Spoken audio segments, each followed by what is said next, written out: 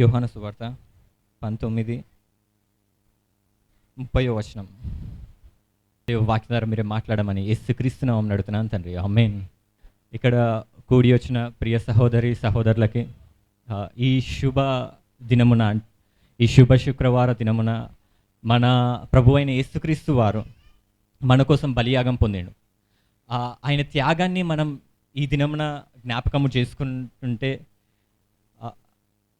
ఆయన గురించి ఎంత మాట్లాడినా అతిశయోక్తి కాదు. అది ఆయన గొప్ప దేవుడు, ఆయన సర్వాధికారి. కాబట్టి ఆయన గురించి మాట్లాడటం మనకేం తక్కువ కాదు. కాబట్టి నేను ఇప్పుడు కొంచెం మంచిగా మాట్లాడడానికి ట్రై చేసినాను, మీరు ఎవ్వరు వింటలేరు. నేను మంచిగా మాట్లాడినా, మంచి మంచి పదాలు వాడినా, యేసుక్రీస్తు ప్రభువారన్నా, ఇంకేమన్నా అతిశయోక్తి అన్న. ఎందుకంటే బయట వాక్యం ఇట్లనే చెప్తారు, అంటే ఒక మంచి మంచి పదాలు వాడి, తెలుగు గ్రాంధికం అది అర్థం కూడా కాదు కొన్నిసార్లు మనకి కొన్ని పదాలు వాడుతాయి. ఇప్పుడు దాకా ఒక పాట పాడిరు కదా బల్ల టైంలో, సిలువే నా శరణాయనురా అని చెప్పి. ఏం పాడిరా? సిలువే నా శరణాయనురా, సిలువయందే ముక్తి బలము చూచితిరా. మీరు యేసుప్రభుని ఏమంటారు ఇప్పుడు? చూచితి. అట్లయితే ఇట్లాంటి పదాలు విన్నప్పుడు ఏమనిపిస్తుంది అంటే, గ్రాంధిక మంచిదే, అరే నేను యేసుప్రభుని రా అంటున్నదని, సిలువే నా శరణ ఏనురా అని. అంటే అవి తెలుగు భాషలల్లో అది తప్పేం కాదు. ఆ పాట వాడినప్పుడు నేను ఫస్ట్ టైం విన్నప్పుడు అనుకున్నా, అరే నేను యేసుప్రభుని రా అంటున్నాయింది ఇప్పుడు అనుకున్నా. తప్పేం కాదు, అది తెలుగు భాషలలో పద్యాలలో కొన్నిట్లలో అట్లనే వాడతారంట. మీరు వాడడంలో తప్పేం లేదు. అది నేను అట్లాంటి పదాలు ఏం వాడను, అట్లాంటి పదాలతో వాక్యాలు అయితే నేను చెప్పను, ఎందుకంటే నాకు రాదు కూడా. మీరు చెప్పమని అడిగినా కానీ అట్లా నేను చెప్పలేను. కొత్తగా ట్రై చేసిన బ్రదర్స్ వర్షిప్లో కొత్తగా ట్రై చేసినప్పుడు ఏమైందంటే, నా ప్రియ ఇట్లనే సహోదరులా అంటాం కదా, అట్లనే వాడు అన్నాడు, జస్టిన్ అన్నాడు, ప్రభువునందు నా ఏమంటారు ప్రియులారా అనాలి కదా. అట్లయితే బ్రదర్స్ వర్షిప్లో ఏమన్నాడంటే, ప్రభువునందు ప్రియురాలా అని చెప్పి మమ్మల్ని చూసి అన్నాడు. ప్రియులారా అనేది ప్రియురాలా అన్నాడు. అది బ్రదర్స్ వర్షిప్ కాబట్టి ఏం కాలే, సిస్టర్స్ కూడా ఉంటే మళ్ళీ ప్రాబ్లం అవుతుండే. ప్రభువునందు ప్రియులారా అనేది ప్రియురాలా అన్నాడు. ఒకసారి అయితే పేతురు ఉంటుందిగా, పేతురు గ్రంథం అనకుండా ఒకటో పీతురు అన్నాడు. పీతురు అయిపోయిండు. మాటలు ఎట్లుంటాయి అంటే, కొన్నిసార్లు నాకు జస్టిన్ చూసుకుంటే, కొన్నిసార్లు నాకైతే బల్లిచ్చేటప్పుడు అయితే ఫస్ట్లో ప్రాబ్లం అవుతుండే. ఎట్లా అంటే, బల్ల పట్టుకొని ప్రభు అయిన యేసు తాను అప్పగింపబడిన రాత్రి ఒక రొట్టెను ఎత్తుకొని, ఇక తర్వాత కృతజ్ఞతాస్తుతులు అన్నట్టు నా నాలుక తిరగదు కదా. కృతజ్ఞత ఎంత పదం కష్టంగా ఉంది కదా. ఇక ఆ పదం వచ్చిందంటే, ప్రభు అయిన యేసు తను అప్పగింపబడిన కృతజ్ఞత చెల్లించి అంటే అది వెళ్ళిపోతుంది అట్లా. కృతజ్ఞతాస్తుతులు అనను, ప్రభు ఆ ప్రకారం మీ భోజనమైన పేమట యేసు ప్రభు ఒక పాత్రను ఎత్తుకొని కృతజ్ఞత చెల్లించి. అర్థమైందా? అంటే ఆ పదాలు అట్లా వెళ్ళిపోతాయి. కానీ ఇప్పుడు నేర్చుకున్నా, ఇప్పుడు అంటున్నా పదాలు ఎట్లున్నా కానీ పౌలు అదే అంటాడు ఏంటంటే, నేను వాక్చాతుర్యంతో, గలతీలకు రాసిన పత్రికలు అంటాడు ఏమంటాడు, నేను వాక్చాతుర్యంతో నేను వాక్యం చెప్తలేను కానీ సత్యము మీకు బోధిస్తున్నా అంటాడు. మన సంఘంలో దేవుడు సత్యమైన వాక్యం ఇస్తా ఉండు. సత్యం స్వతంత్రులుగా చేస్తుంది. పదాలు స్వతంత్రులుగా చేస్తుందా, సత్యం స్వతంత్రులుగా చేస్తుందా? మీకు పదాలు కావాలా, సత్యం కావాలనా? పదాలు కావాలంటే చెప్పండి. మన ప్రభువు అయిన యేసుక్రీస్తు వారు మన కోసం సిలువలో త్యాగం పొంది, ఆ సిలువలో వ్రేలాడి మీకోసం మన కోసం రక్తంను బలియాగంగా అర్పించి ఇట్లాంటివి చెప్పమంటే చెప్తాను. కానీ అది మిమ్మల్ని విడుదల ఇయ్యదు, కానీ సత్యం మీకు విడుదల ఇస్తుంది. 19వ అధ్యాయం చూద్దాం, యోహాను సువార్త. మీరు సంఘానికి వచ్చినప్పుడల్లా ఏదో ఒకటి ఎక్స్పెక్ట్ చేయండి. దేవుడు ఏదో ఒకటి మీకు ఇస్తాడు, ఏదో అద్భుతం జరుగుతుందని చెప్పి ఎక్స్పెక్ట్ చేయండి. వాక్యం ద్వారా దేవుడు ఇంకా ఇస్తాడు. కాబట్టి వాక్యంలో కూర్చున్నప్పుడు ఎక్స్పెక్ట్ చేయండి. కొంచెం వెదర్ కొంచెం వేడిగానే ఉంది, ఏం కాదు, అయినా కొంచెంసేపు కూర్చోండి. యేసుప్రభు వాక్యం చెప్పినప్పుడు అంట 3 రోజులు బయటనే కూర్చురంట అందరూ. మీరు 3 గంటలు కూర్చోండి, ఈరోజు కూర్చుంటారా 3 గంటల వరకే? నేను అంతసేపు ఏం చెప్పానులే, గంట సేపు చెప్తాను. యోహాను సువార్త 19వ అధ్యాయం 30వ వచనంలో ఉంది. ఏమన్నదంటే, యేసు ఆ చిరక పుచ్చుకొని, మనకి 7 మాటలు తెలుసు. 7 మాటలు ఇప్పటిదాకా పాటలాగా కూడా వాడినాం మనము. ఆ 7 మాటల గురించి నేను ఈరోజు మాట్లాడను కానీ ఈ ఒక్క మాట గురించి ఈరోజు చూసుకుందాం. 7 మాటల గురించి మాట్లాడితే టైం అంతా అయిపోతుంది మనకి. ఒక్క మాట గురించి మాత్రం ఈరోజు మనం చూసుకుందాం. యేసుప్రభు అంట లాస్ట్, యేసుప్రభు సిలువలో ఉన్నాడు మనకు తెలుసు. యేసుప్రభు సిలువలో ఆయన మన కోసం ప్రేమతోని ఆ సిలువలో బలియాగమైండు. మనకు ఆ సిలువలో కనపడేది ప్రేమనే, దేవుని ప్రేమ కనపడతా ఉంటుంది. మనకి ఇప్పుడు తాజ్మహల్ ఎవరు కట్టిరంటే ఏమంటాం? రజనీకాంత్ జేమ్స్ బ్రదర్ని అడిగినప్పుడు ఏమన్నాడంటే మేస్త్రీలు కట్టిరు అన్నాడు. ఆయన మేస్త్రే కాబట్టి నేను రజనీకాంత్ మంచిగా ఏదో వాక్యం చెప్తామని, రజనీకాంత్ జేమ్స్ తాజ్మహల్ ఎవరు కట్టిరంటే మేస్త్రీలు కట్టిరు అన్నాడు. ఇక చెప్పే ఇంట్రెస్ట్ మూడు పోయిందిగా. షాజహాన్ తాజ్మహల్ కట్టిండు, ఎవరి కోసం కట్టిండు? అట్లయితే ఆ షాజహాన్ ప్రేమకి చిహ్నంగా, ఆమె మీద ప్రేమకి చిహ్నంగా ఏం చేసిండంటే తాజ్మహల్ కట్టిండు. ఆ తాజ్మహల్ చూసినప్పుడల్లా మనకి ఏం గుర్తొస్తుంది? షాజహాన్ ప్రేమ గుర్తొస్తుంది. అరే ఆ తాజ్మహల్ దగ్గరికి వెళ్తున్నప్పుడల్లా అరే ఎంత గొప్ప కట్టడం ఇది, ఎంత మంచిగా కట్టిండు అని చెప్పి అనుకుంటారు కదా. దేవుని ప్రేమ మనకు తెలియాలంటే సిలువలో కనపడుతుందంట. నీకు దేవుని ప్రేమ ఎట్లాంటిదో తెలియాలంటే షాజహాన్ ప్రేమ తెలియాలంటే తాజ్మహల్కి వెళ్ళాలి, కానీ దేవుని ప్రేమ తెలియాలంటే ఆ సిలువ త్యాగాన్ని చూడాలి. ఆడ కనపడుతుందా? లవ్ అని ఇంగ్లీష్లో ఉంది, ప్రేమ అని తెలుగులో ఉంది. ప్రేమ ఎక్కడ కనపడుతుంది మనకు? సిలువలో కనపడుతుంది. రోజు ఆ ప్రేమనే తెలుసుకోబోతున్నారు మీరు. ప్రేమించిండో ఆ సిలువ త్యాగాన్ని, ఆ సిలువ అంతగానం ధ్యానం చేయలేము మనం. ఒక మాట మాత్రం ధ్యానం చేద్దాం. యేసు ఆ చిరక పుచ్చుకొని సమాప్తమైనదని చెప్పి తల వంచి ఆత్మను అప్పగించెను. యేసు ప్రభు సిలువ మోస్తుందంట, ఆయనను కొడతా ఉన్నారు, రాత్రి నుంచి కొడతా ఉన్నారు. ఆయన ముందు రోజు రాత్రి నుంచి ఆయనను హింసిస్తూనే ఉన్నారు, ఆయనను కొరడా దెబ్బలు కొడుతున్నారు. అవన్నీ కొడుతున్నా కానీ యేసు ప్రభు ఒక్క మాట కూడా అనలేదు. ఆ సిలువ మోస్తూ ఉండి ఆయనే, ఆ సిలువ మోస్తూ ఉంటే కూడా ఆయనను కొడుతురు. ఆయన రక్తం గారుతూ ఉంది, ఎండలో నడుస్తూ ఉండు. ఎండలో మీరు ఒక గంట సేపు ఉంటేనే మీకు ఇప్పుడు ఆయాసం అవుతుంది కదా. యేసు ప్రభు ఎండలో ఆ సిలువను మీకోసం మోస్తూ ఉండు. ఒక్క మాట కూడా లేదు. మన కోపం వస్తే ఏం చేస్తాం? మనం మంచి పని చేస్తున్నా కానీ మన కోపం వస్తే తిడతాం. గుడ్ ఫ్రైడే రోజు ఏమైనా పనులు ఉంటాయి కదా, మాకు పనులు ఉన్నప్పుడు కొందరిని చూస్తే నేను బ్రదర్స్ని, వాళ్ళకి ఈజీగా కోపం వస్తుంది. అరే బ్రదర్ ఆ పని చేయకపోయినా అంటే నాకే చెప్తారా పని మొత్తం? నేనే చేయాలన్నా? వాడు లేడా? వాడికి చెప్పొచ్చు కదా అని చెప్పి ఇరిటేట్ అవుతూ ఉంటారు. ఎందుకు? నా మీద రెస్పెక్ట్ లేదని కాదు, వాళ్ళకి రెస్పెక్ట్ ఉంది, కానీ ఏముంది వెనకాల ఏదో ఎండ కొడతా ఉంది, ఏదో ప్రాబ్లం ఉన్నాయి. యేసు ప్రభు కూడా శ్రమలు వస్తూ ఉన్నాయి, కొడుతూ ఉన్నారు. అయినా ఒక్క మాట కూడా తప్పుగా మాట్లాడతారు యేసు ప్రభు. దేవా వీళ్ళని క్షమించు, తండ్రి వీళ్ళని క్షమించు అంటుండు.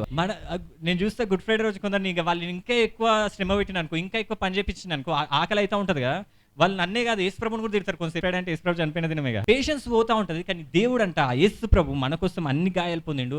ఆ సిలువ మోసుకుంటూ కూడా ఆయన మంచి మాటలే పలికిండు, 7 మాటలు. అందులో 7వ మాట ఇది. యేసు ప్రభు అంటే లాస్ట్ మాట ఏం చేసిండంటే, యేసు ఆ చిరక పుచ్చుకొని సమాప్తమైనదని చెప్పి తల వంచి ఆత్మను అప్పగించాను మాట అని యేసు ప్రభు ఏం చేస్తాడంటే తల వంచి అని చెప్పి ఊపిరి వదిలేసిండట. యేసు ప్రభు 7 మాటలు పలికిండు.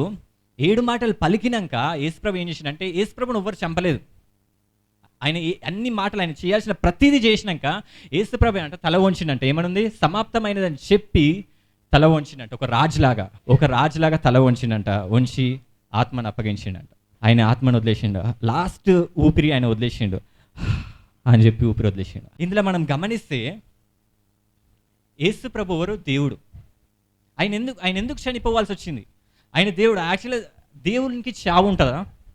దేవునికి చావు ఉండదు. మనకి చావు అనేది ఎందుకు వచ్చిందంటే, దేవుడు సృజించినప్పుడు, ఆదాంని సృజించినప్పుడు, ఆదాంని చనిపోవడానికి సృజించలేదు దేవుడు, జీవించడానికి సృజించిండు. ఎందుకు సృజించిండు దేవుడు? ఆదాంని జీవించడానికి సృజించిండు. చావు అనేది దేవుడు అసలు ప్లానే కాదు. మనిషి చనిపోవాలి అనేది దేవుని ప్లానే కాదు. కానీ యేసు ప్రభు చనిపోయే స్టేజ్కి వచ్చింది. యేసు ప్రభు ఆదాంకే చనిపోవడం అనుకోలేదు, ఆ ప్లాన్ లేదు దేవునికి. కానీ ఆదాం ఏం చేసిండంటే, ఎప్పుడైతే ఆ పండు తిన్నాడో ఏమైందంటే, రోమీలకు రాసిన పత్రిక తీయండి, 5వ అధ్యాయం 12వ వచనం. అట్లుండగా ఒకటి మనిషిని ద్వారా, ఆదాము ద్వారా ఏమైందంటే దేవునికి మరణం లేదు. ఫస్ట్ ఏమొచ్చిందంటే, ఆదాము ఆ పండు తిన్నప్పుడు పాపమును వచ్చిందంట. పాపము ద్వారా మరణము లోకములో ఎలాగూ ప్రవేశించెను. బైబిల్ చెప్తుంది, ఏమని చెప్తుంది అంటే, దేవుడు ఆదాంని సృజించినప్పుడు దేవుడు చనిపోవడానికి ఆదాంని సృజించలేదు. కానీ ఎప్పుడైతే ఆ పండు తిన్నాడో ఆదాము, ఎప్పుడైతే ఆ తినొద్దు అన్న పండు తిన్నాడో, అప్పుడు లోకంలోకి ఏమొచ్చిందంటే పాపం వచ్చిందంట. ఏమొచ్చింది? పాపం వచ్చిందంట. పాపంకి జీతం ఏంది అంటే, పాపం ఎక్కడుంటే ఏముంటుంది? మరణం అక్కడ ఉంటుంది. పాపం ఎక్కడైతే ఉంటుందో మరణం అక్కడ ఉంటుంది. కానీ యేసు ప్రభు దేవుడు, ఆయన నీతిమంతుడు, కానీ ఆయనకు మరణం వచ్చిందంట. ఎవరైతే పాపం లేదు అని అనుకుంటారో వాళ్ళకి ఇప్పుడు లోకంలో మనుషులందరూ చనిపోతురు కదా, వాళ్ళు ఎందుకు లోకంలో మరణం ఏలుతుంది ఎందుకు అంటే, వాళ్ళ లోపల పాపం ఉంది కాబట్టి. పాపం మనిషి లోపల ఉంది కాబట్టి మరణం అంతా ఏలుతూ ఉందంట ప్రతి ఒక్కరిలా. ఇప్పుడు ఎవరైతే అంటారు, నా లోపల పాపం లేదు, నేను పరిశుద్ధుని, నేను నీతిమంతుని అంటే, వాళ్ళని బతికి చూపెట్టమను. చనిపోకుండా ఉండమంటే ఎవరన్నా మనిషి చనిపోకుండా ఎవరన్నా ఉన్నారా ఇప్పటి వరకు? ఒక్కరన్నా ఉన్నారా? ఆ ఒక్కరన్నా లేరా అంటే నీతిమంతుడు ఒక్కడన్నా ఉన్నాడా? అంటే అందరూ పాపులే.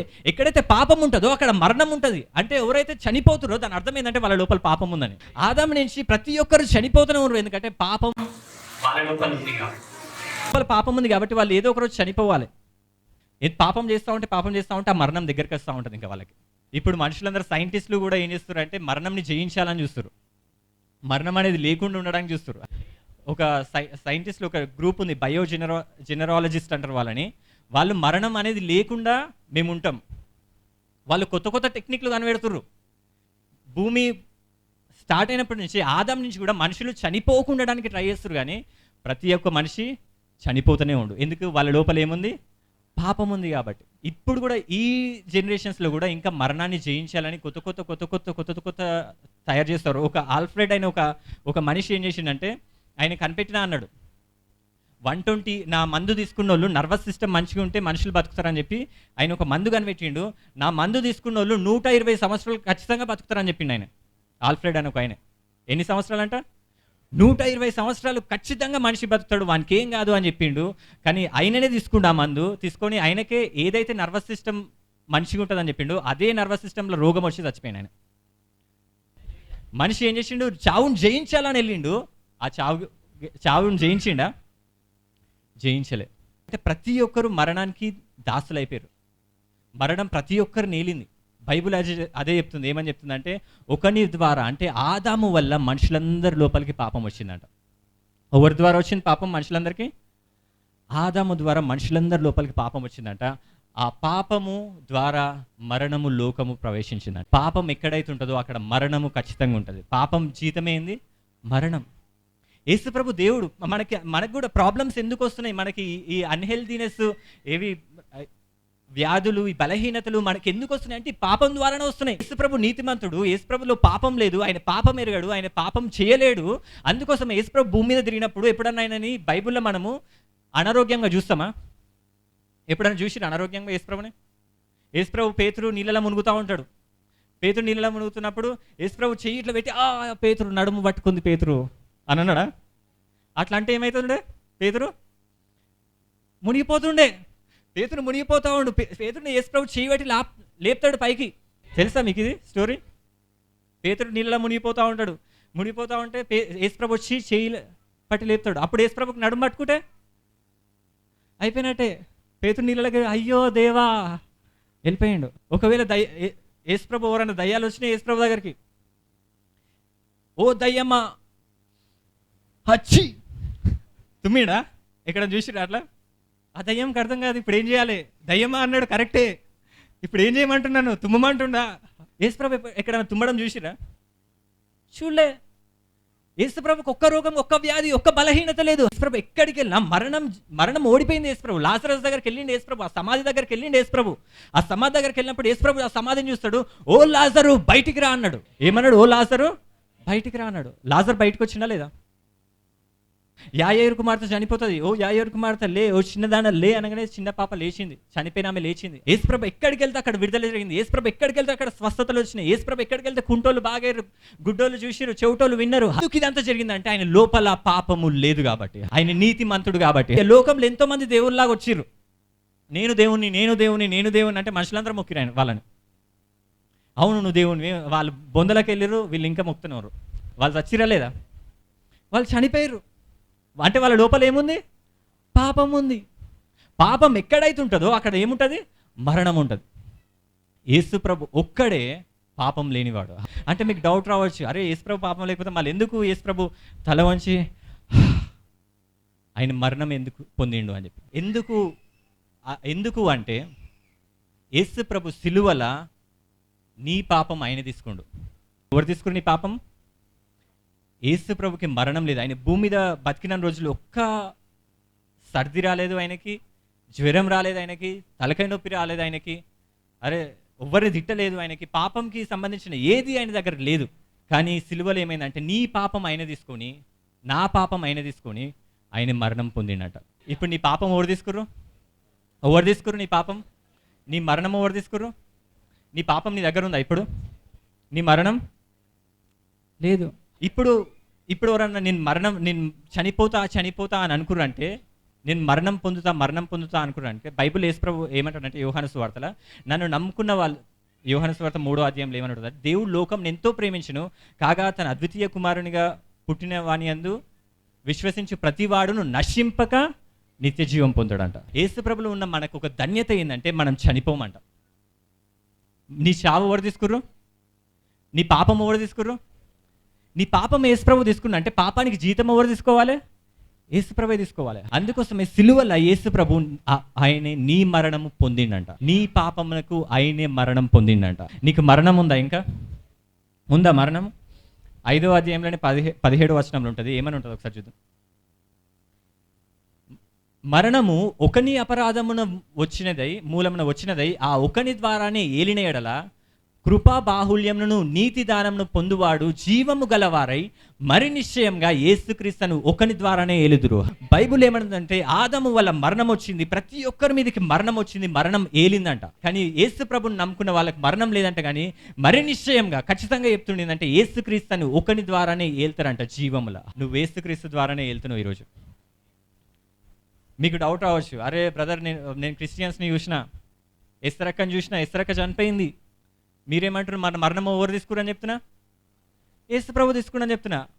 కానీ ఎంతోమంది చనిపోయారు, దేవుని నమ్ముకున్న ప్రతి ఒక్కరు చనిపోయారు కదా. వాళ్ళ గురించి ఏం చెప్తావు అంటే, వాళ్ళ గురించి పౌలు ఏమంటాడంటే, యేసు ప్రభు ఏమంటాడంటే వాళ్ళు చనిపోయినట్టు కాదంట. వాళ్ళు చనిపోయినట్టు కాదు, వాళ్ళని బైబిల్లో చనిపోయిన వాళ్ళ గురించి ఏమని ఉంటుంది అంటే నిద్రించిర్రు అని ఉంటుంది. ఏమని ఉంటుంది? నిద్రించిర్రు అని ఉంటుంది. వాళ్ళు చనిపోయినట్టు ఎక్కడ రాసలేదు. ఒకసారి అపోస్తుల కార్యం తీద్దాము. స్టీఫెన్ ఏమవుతుందంటే, స్టీఫెన్ని రాళ్ళు తీసుకొని కొడతా ఉంటారు. స్టీఫెన్ అక్కడ ఏం చేస్తాడంటే ఇజ్రాయెల్ సమాజ మందిరంలో అక్కడికి వెళ్ళి యేసుప్రభు గురించి చెప్తా ఉంటాడు. నమ్ముకోండి, యేసుప్రభుని నమ్ముకోండి, మీ పాపాల నుంచి విడుదల వస్తుంది, మరణం నుంచి విడుదల వస్తుంది అని చెప్తా ఉంటే స్టీఫెన్ని అందరూ కొట్టడానికి వచ్చిరంట.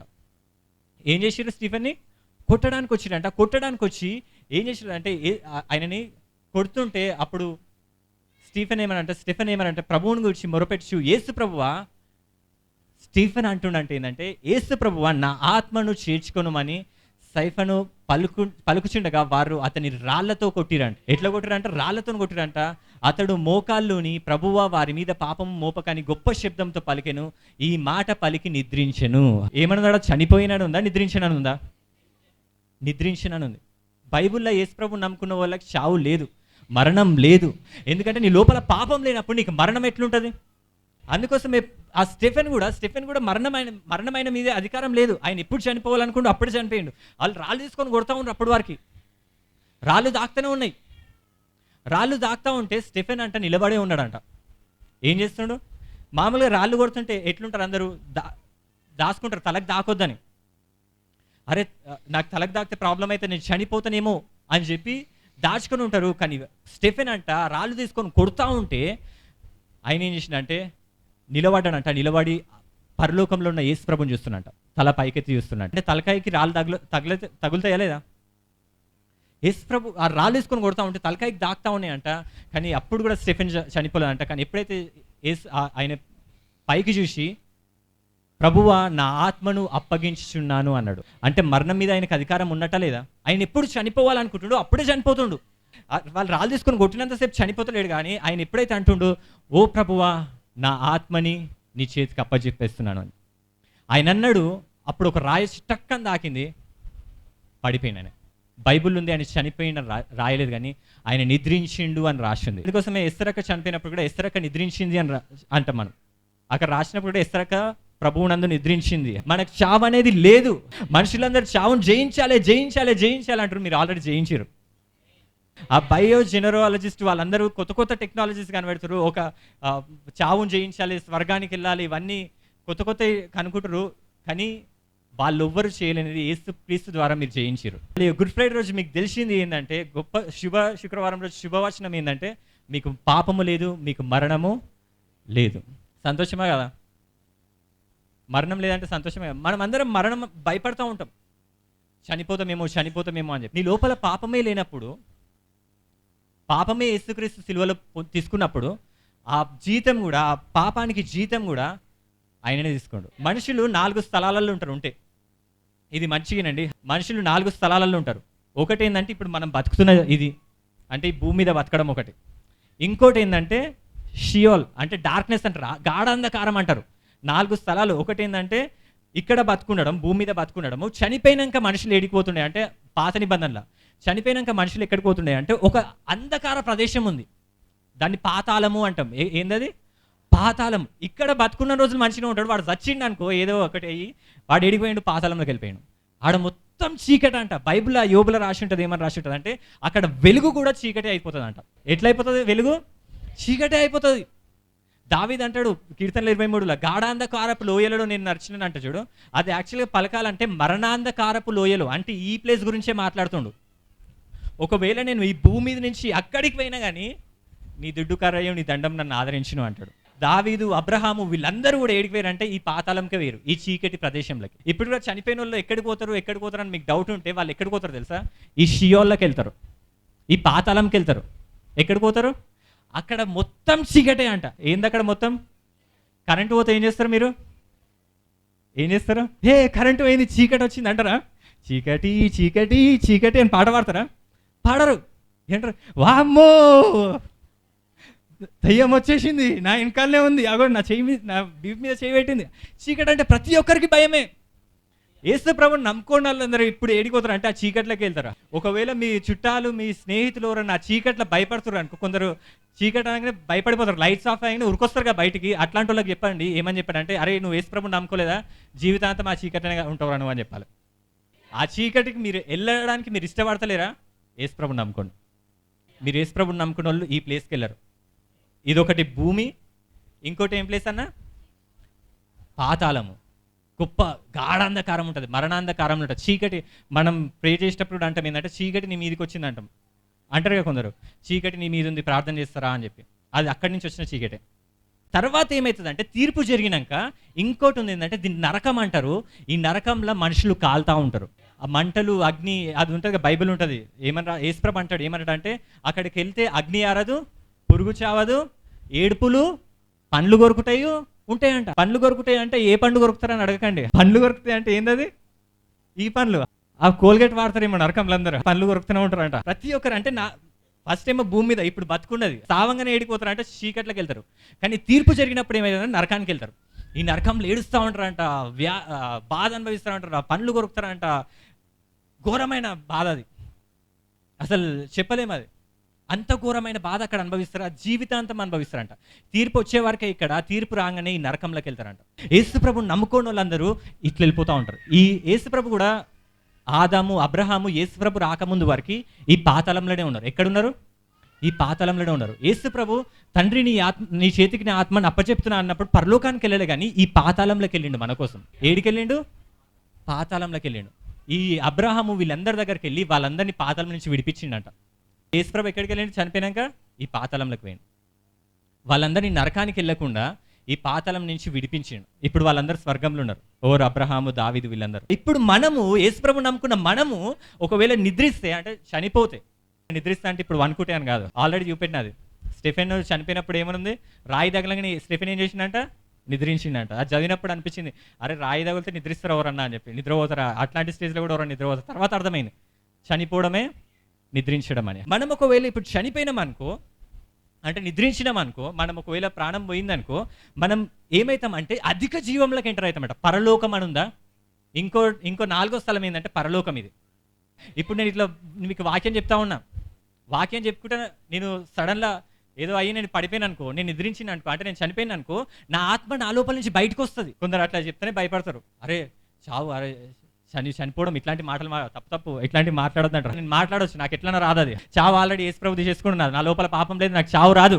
నేను మీకు ఎగ్జాంపుల్ చెప్తున్నా. ఒకవేళ నా శరీరం పడిపోయినా కానీ, అంటే నేను నిద్రించినా కానీ, అప్పుడు నా ఆత్మ ఏం చేస్తుంది అంటే బయటకు వచ్చి అప్పుడు హల్లెలూయా అని చెప్పి గట్టిగా అంటది. ఎందుకు అంటే నేను అధిక జీవంలోకి వెళ్తున్నా, నేను బలంగా తయారవుతున్నా. ఎందుకంటే ఈ బలహీన శరీరంలో నేను ఇప్పుడు ఒక తొక్కిసలాట ఉంది. ఎగ్జాంపుల్ ఇప్పుడే మీరు ఇక్కడ కూర్చున్నారు కదా, అగడ ఉంది. బయట ఏసీలోకి వెళ్ళిరనుకో ఎట్లుంటుంది? నిమ్మలమైందిరా మనసు, ప్రాణం నిమ్మలం అయిపోయింది, ప్రాణం వచ్చినట్టు అయింది. అంటే ఈ శరీరంలో ఉన్నంత వరకు, ఇవి బలహీనమైన శరీరంలో ఉన్నంత వరకు నాకు ఎట్లనో అనిపిస్తూ ఉంటుంది. కానీ ఎప్పుడైతే ఈ శరీరం నుంచి నేను బయటకు వచ్చిన్నో అప్పుడు నాకు పరిపూర్ణ బలం వస్తుంది, సంపూర్ణ సంతోషం వస్తుంది, అధిక ఆనందం వస్తుంది. నేను ఆ అధిక జీవంలో అరుస్తూ ఉంటా. కానీ నన్ను చూసిన బాడీని చూసిన వాళ్ళు అని ఏడుస్తూ ఉంటారు. నన్ను చూసిన వాళ్ళు ఏడుస్తారు, కానీ నేనేం చేస్తా? మన యేసుప్రభులో చనిపోయిన వాళ్ళందరూ ఇప్పుడు స్వర్గంలో ఉన్నారు. ఏడున్నారు వాళ్ళు? ఇస్సాకు ఏడుంది? పరలోకంలో ఉన్నది. అబ్రహాము, దావీదు వీళ్ళందరూ కూడా పరలోకంలో ఉన్నారు. యేసుప్రభు నమ్ముకోని వాళ్ళందరూ ఈ పాతాళంలో ఉన్నారు. వాళ్ళు నరక తీర్పు కోసం వెయిట్ చేస్తారు. తీర్పు అయినాక వాళ్ళు నరకానికి వెళ్తారు. ఒకసారి తీర్పు, ఒకసారి మీ మరణం, మీ పాపం పోయిందంటే మళ్ళీ మీకు రాదుగా. మీ పాపం యేసుప్రభు తీసుకుండు అని మీరు నమ్మిండ్రు అనుకో, మీకు మరణం లేదు.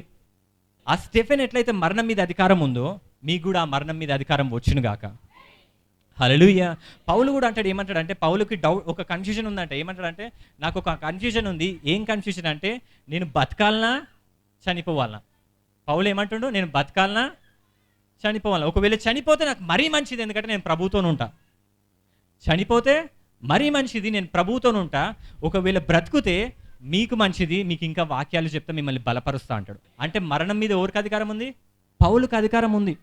పౌలు అంటుండు, నేను చనిపోతే ప్రభువుతోనుంటా, బతుకుతే మీతోనుంటా, నేను చనిపోయినా నాకు మంచిదే అంటుండు. అంటే మనకు మరణం అనేది లేదు. యేసుప్రభుని నమ్ముకున్న వాళ్ళకి మరణం అనేది లేదు. మనము ఒకవేళ నిద్రిస్తే పరలోకానికి వెళ్తాం తప్ప ఇటు వెళ్ళాం.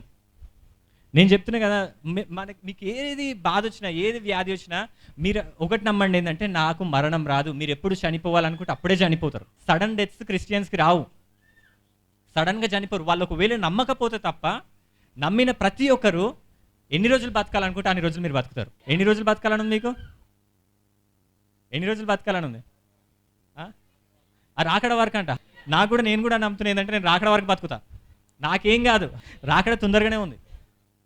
మనమందరం ఎత్తబడే రోజు వస్తుంది. నేడు రేపో నా ప్రియుడేసు మేఘాల మీద ఎత్తించును, నేడు రేపో నా ప్రియుడేసు మేఘాల మీద ఎత్తించును, నితుడై ప్రభు యేసు మహితలమునకు ఎత్తించును, మహిమోన్నితుడై ప్రభు యేసు మహితలమునకు ఎత్తించును, నేడు రేపో నా ప్రియుడేసు మేఘాల మీద ఎత్తించును, నేడు రేపో నా ప్రియుడేసు మేఘాల మీద ఎత్తించును. ఆయన మన కోసం వస్తుండు. నేనైతే నాకు ఏదైనా కానీ, నాకు కరోనా వచ్చినా ఏది వచ్చినా కానీ నాకు మరణం అయితే ఏం చేయలేదు. మరణం అయితే నాకు రాదు, నేను నమ్ముతుంది. ఈ రోజు నుంచి మీరు కూడా నమ్మండి. ఏ శ్రమ వచ్చినా, ఏ వ్యాధి వచ్చినా, ఏ బలహీనత వచ్చినా మీరు నమ్మండి, ఏంటంటే నాకు మరణం మీద నాకు అధికారం ఉంది. నా లోపల పాపం లేదు కాబట్టి నాకు మరణం లేదు. ఉందా మీ లోపల పాపం? మరణం మీకుందా? లేదు. పాపం ఎక్కడ ఉంటుందో మరణం అక్కడ ఉంటుంది. యేసుప్రభు నీ పాపం తీసుకుండు, యేసుప్రభు నీ మరణం పొందిండు. ఇప్పుడు నీకు మరణం మీద అధికారం నీకుంది. ఒకసారి ఏమైందంటే, ఒక అతనంట అమెరికాలో, ఒక అతను ఏం చేసినంటే, ఒక గడ్డిలా, అంటే ఆయన మొత్తం తోటంతా ఎండిపోయిందంట. ఎండిపోతే ఏం చేసినంటే, ఆయన గుర్రం మీద ఏం చేసినంటే, ఆ గుర్రం మీద ఆ తోటల మధ్యలోకి వెళ్ళి వెళ్తూ ఉండంట. ఒక ఆయన గుర్రం తీసుకొని ఆ తోట మధ్యలోకి వెళ్ళి వెళ్తూ ఉంటే ఏమైందంటే, ఆయన చుట్టూ ఎండిపోయిన ఆ తోట కాబట్టి ఎండిపోయిన ఆ గడ్డి ఉందంట. అలా అయితే ఆ చుట్టూ ఆయన చూస్తుంటే దూరం నుంచి మంటలు వస్తూ ఉన్నాయంట. ఏమొస్తూ ఉన్నాయి? మంటలు వస్తూ ఉన్నాయంట. మంటలు వస్తూ ఉంటే ఆయనకి అర్థమైంది ఏంటంటే, ఆ మంటలు వచ్చి ఈయనని కాల్చేస్తాయని. చుట్టూ ఎక్కడ చూసినా కానీ, అంటే ఎట్లా మంటలు వచ్చినాయి ఆయనకు తెలియదంట. ఆ చుట్టూ ఆ అడవి ప్రాంతం ఏదైతే ఆయన వెళ్ళిండో అదంతా మంటలు మంటలు కనపడుతున్నాయి అంట. అవన్నీ దగ్గరకు వస్తున్నాయంట.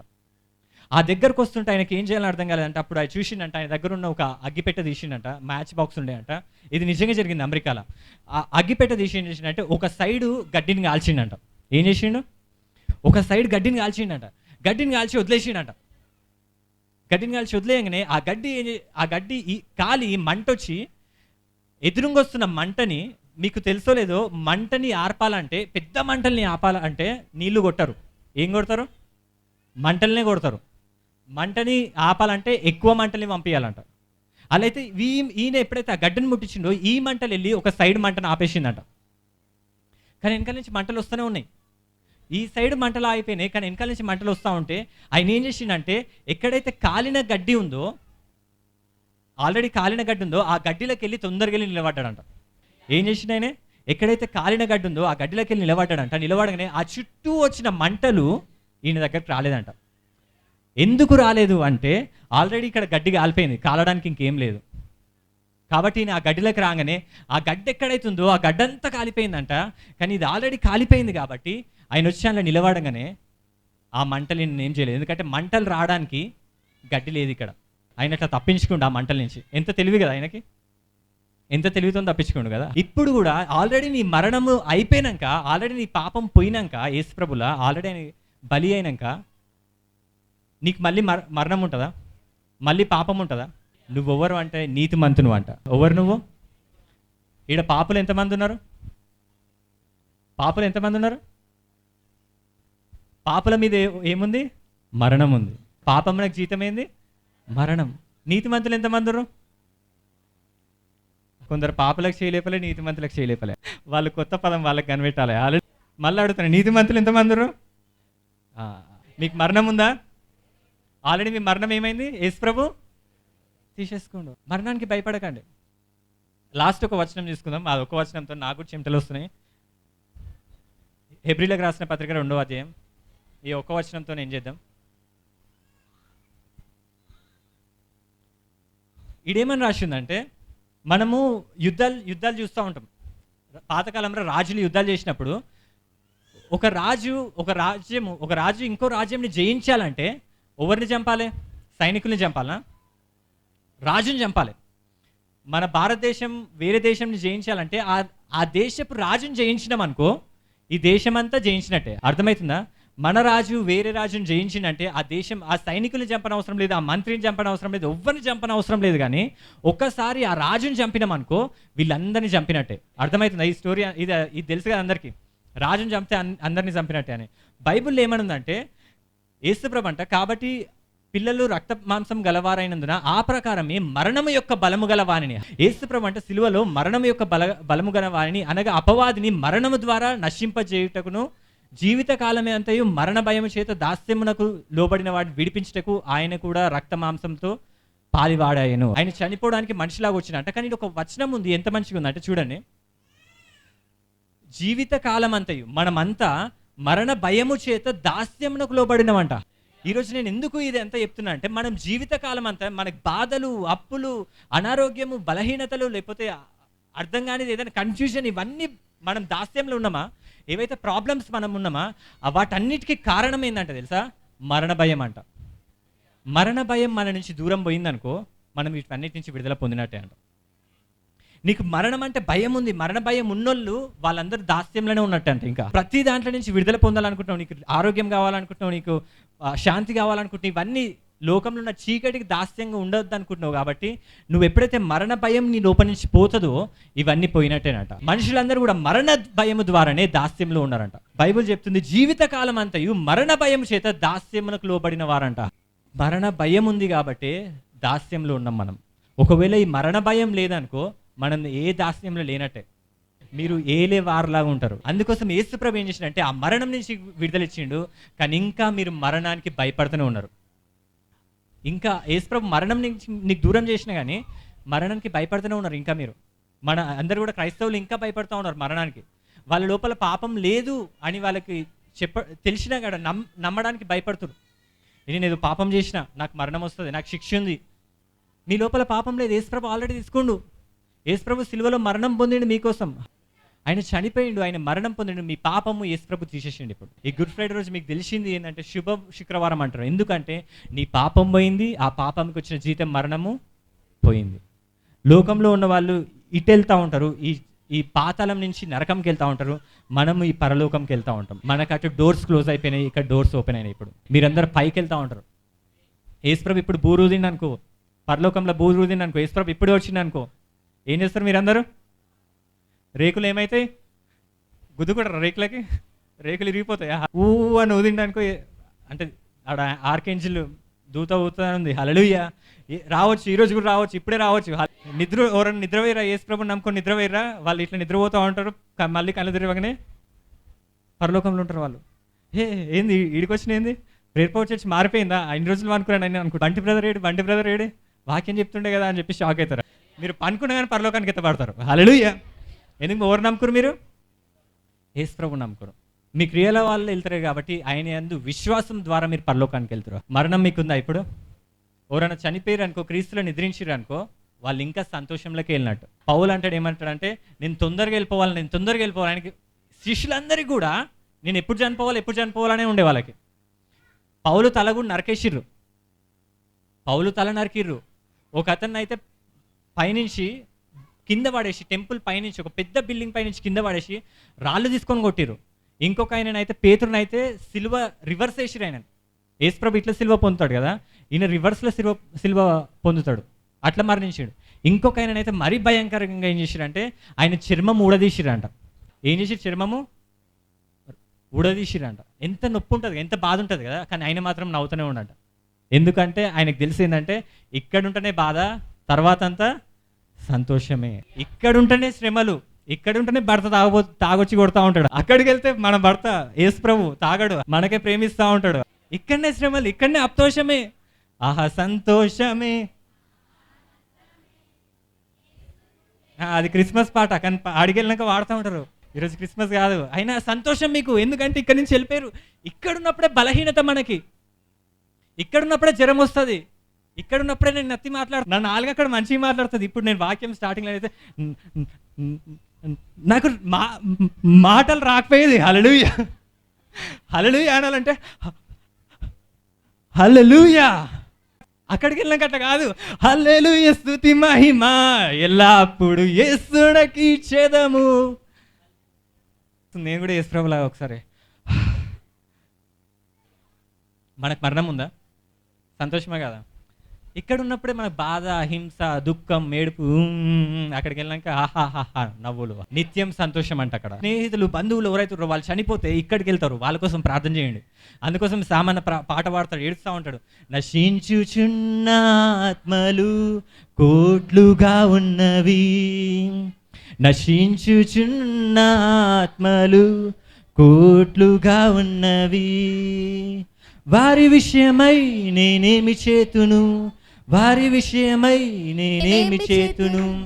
భారము లేదా నీకు, వేదన లేదా, లోకమత్తులో నీవు మునిగి ఉన్నావా. భారము లేదా నీకు, వేదన లేదా, లోకమత్తులో నీవు మునిగి ఉన్నావా. ఇది దేవుని హృదయం కేక వేయుచున్నది, దేవుని ఆత్మ దుఃఖించుచున్నది. ఇది దేవుని హృదయం కేక వేయుచున్నది, దేవుని ఆత్మ దుఃఖించుచున్నది. నశించుచున్న ఆత్మలు కోట్లుగా ఉన్నవి, నశించుచున్న ఆత్మలు కోట్లుగా ఉన్నవి. ప్రజలందరి కొరకై నా రక్తమును నా ప్రాణమును ధారపోసితి. ప్రజలందరి కొరకై నా రక్తమును నా ప్రాణమును ధారపోసితి. నా రక్తము నా ప్రాణము వారి విషయమై నిర్వీర్యమేనా. నా రక్తము నా ప్రాణము వారి విషయమై నిర్వీర్యమేనా. ఇది దేవుని హృదయ వేదన, దేవుని ఆత్మ వేదన. ఇది దేవుని హృదయ వేదన, ఇది దేవుని ఆత్మ ఆవేదన. వారి విషయమై నేనేమి చేతును, వారి విషయమై నేనేమి చేతును. భారము లేదా నీకు, వేదన లేదా, వేశ్యమత్తులో నీవు మునిగి ఉన్నావా. భారము లేదా నీకు, వేదన లేదా, వేశ్యమత్తులో నీవు మునిగి ఉన్నావా. భారము లేదా నీకు, వేదన లేదా, వేశ్యమత్తులో నీవు మునిగి ఉన్నావా. దేవుని హృదయం కేక వేయుచున్నది, దేవుని ఆత్మ దుఃఖించుచున్నది. ఇది దేవుని హృదయం కేక వేయుచున్నది, దేవుని ఆత్మ దుఃఖించుచున్నది. హల్లెలూయా. నీ ఫ్రెండ్స్, నీ బంధువులు, నీకు తెలిసిన వాళ్ళందరూ నశించిపోతా ఉన్నారు. నీకు భారం లేదా? నువ్వు మాత్రం మంచిగా వెళ్తున్నావు. మంచిగా అక్కడ వెళ్ళి పాటలు పాడతాం మనం అందరం. గుర్తుపెట్టుకోండి రోజుని. ఆడికి వెళ్ళినాక బంటి బ్రదర్ నువ్వు ఆ రోజు చెప్పినావు కదా, నేను అట్లనే సంతోషంగా ఉన్నా, నాకు చెప్పండి. బంగారు వీధులు, వజ్రాలు అవన్నీ ఉన్నాయంట. ఆ రోజు మనం కలుస్తాం. ఆయన రాకడ తొందరగానే ఉంది. ఆయన మన కోసం వస్తుండు. ఆల్రెడీ నిద్రించిన వాళ్ళు వాళ్ళ శరీరాలు లేస్తాయంట, వాళ్ళ ఆత్మలు పైనుంచి వస్తాయి, వాళ్ళ శరీరాలు భూమి నుంచి లేస్తాయంట.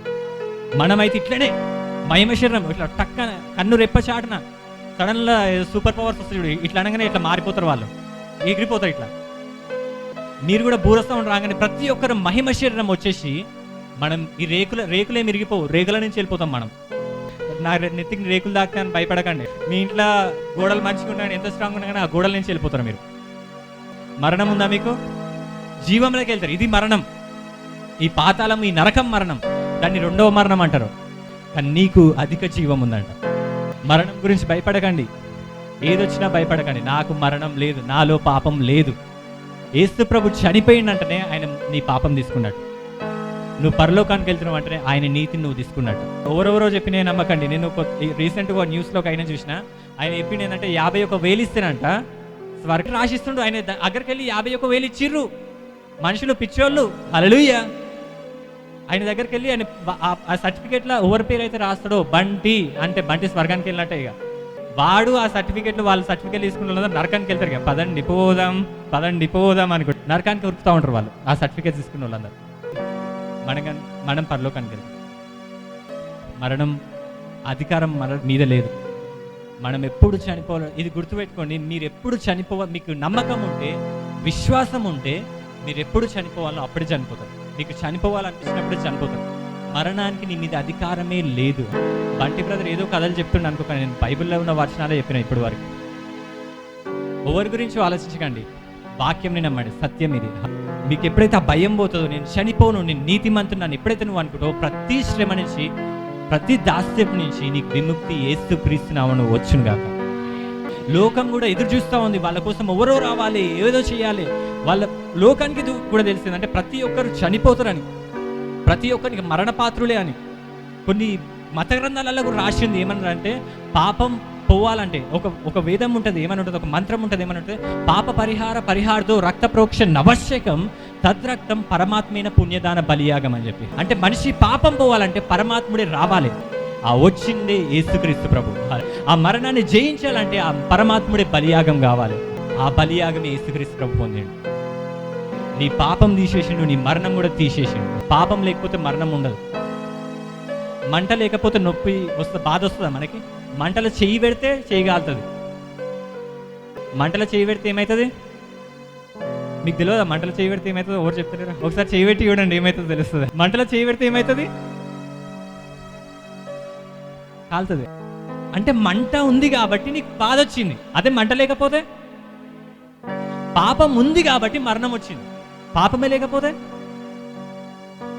మంట లేకపోయినా కానీ నేను భయపడతా అంటే, మంట లేనప్పుడు బాధ ఉండదు, పాపం లేనప్పుడు మరణం ఉండదు. పాపానికి జీతమే మరణం. నీ మరణం యేసు ప్రభు తీసుకున్న సిలువలో, నీ పాపం యేసు ప్రభు తీసుకున్న సిలువలో నీకు పాపం లేదు, మరణం లేదు. నువ్వు నీతిమంతుడవు, నీతిమంతురాలవు. యేసుక్రీస్తులో ఎవరు మీరు ఇప్పుడు? నీతిమంతురాలు, నీతిమంతుడు. నేను కూడా నీతిమంతుడు. ఒక రోజు వస్తుంది, మనం అందరం పరలోకంలో కలుసుకోబోతున్నాం. హల్లెలూయా. ఇచ్చిన వాక్యం దేవుడు దించినగా.